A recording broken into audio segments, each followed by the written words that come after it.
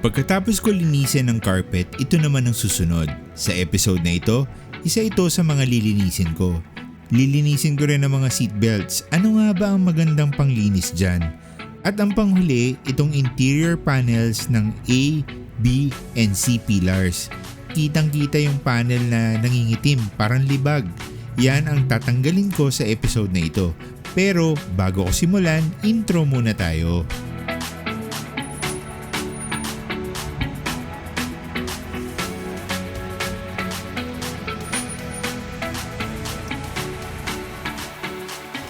Ito ang part 18 ng aking 2018 Honda City Series. Nasa playlist ng ibang video tungkol ito sa pag-restore ko ng sasakyan na ito. Sana panoorin ninyo ang buong series. Maraming salamat po. Okay, simulan ko na. Vacuum cleaning muna para matanggal yung loose na dumi at alikabok. Sa itsura ng backboard na ito, ilang beses na kaya itong nalinisan.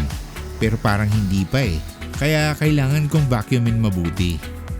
Pagkatapos ng vacuum, chemical cleaning naman gamit ang Kosh Chemi Polestar Diluted 1:5. Effective neutral cleaner with protection, pang-upholstery and carpets. Nilagay ko sa foam sprayer at gumamit ako ng microfiber cloth, tapos ikukuskus ko lang sa buong surface, ganun lang kadali gamitin.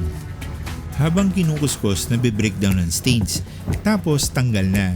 Hindi ko na kailangan gumamit ng kahit anong machine. Panoorin ninyo yung carpet, seats at headliner episodes para makita nyo kung gaano ka-effective itong produktong ito. Sa UK, ang tawag dito parcel shelf. Pwede lagayan ng maliit na package. Sa Amerika naman, ang tawag dito rear deck or rear dash. Makes sense, wala nga lang gauges. Dito sa atin, sa aming mga tito, backboard ang tawag namin dito. Pa-comment naman kung ganun pa rin ba ang tawag dito ngayon. Pero lagayan din ito ng mga stuffed toys o yung mga plushie or maliliit na pillow. Parang display cabinet on the go. Pagkatapos, gamit ang basa at malinis na microfiber cloth, ililevel ko yung chemical para pumantay ang pagkalat ng chemical at maiwasan ang high and low spots. Tapos wala lang video, pinunasan ko pa yan ng tuyo at malinis na microfiber cloth para ma-absorb ng konti yung basa para matuyo ng konti ang surface.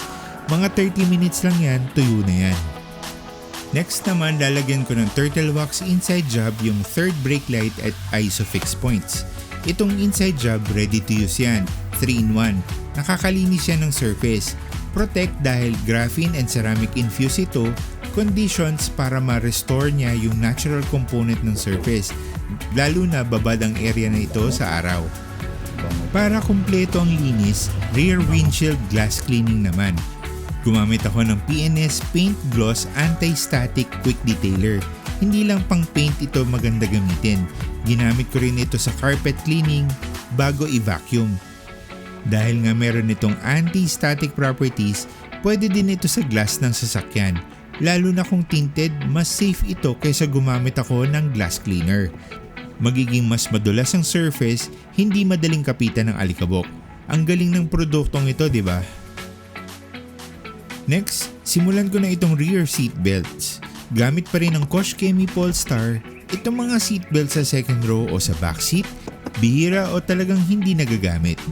Kahit stated sa Seatbelt Use Act No. 8750 na ang lahat ng pasahero ng private vehicles na nakaupo sa harap at likuran ay kailangan magsuot ng seatbelt dahil nga halos karamihan ng private vehicles ay madilim ang tint kaya madalas hindi ito nasusunod para sa mga pasahero na nakaupo sa likuran.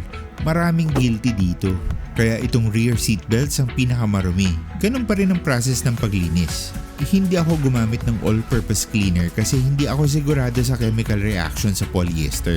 Baka kasi mamutay katagalan. Para sigurado, Kosh Chemi Polestar ang ginamit ko. Yung mga black hardware, ang ginamit ko pang linis, turtle wax inside job pa rin.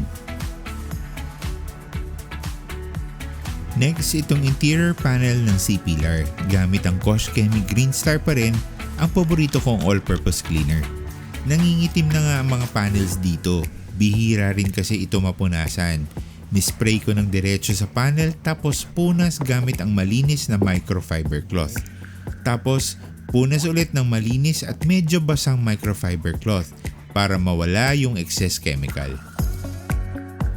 So next, lipat na ako sa B-pillar. Sa intro kanina, kita yung dumi na nangingitim sa gilid ng panel. Kosh Chemi Green Star pa rin at microfiber cloth lang ang katapat niyan. Konting kuskus lang, kahit walang pressure, tanggal ang dumi. Yang part ng seatbelt na nagsuswivel, kita yung pangingitim ng mga area. Kakapain ko lang yung mga corners para masiguro na matanggal ang mga dumi. Yan ang resulta, malinis at maputi ulit na panel. Kahit hindi ko pa napupunasan ng basang microfiber cloth yan, walang lagkit yan. Dalawang tone itong panel na ito, kaya yung lighter part lang ang ginamitan ko ng Green Star. Sa black panel, hindi na ako gagamit ng APC. Turtle wax inside job na agad ang gagamitin ko. Dahil all-in-one ito, mas madali ang trabaho. Pero pwede rin ito sa panel na puti para yung nilinis ko ng APC malagyan ng protection.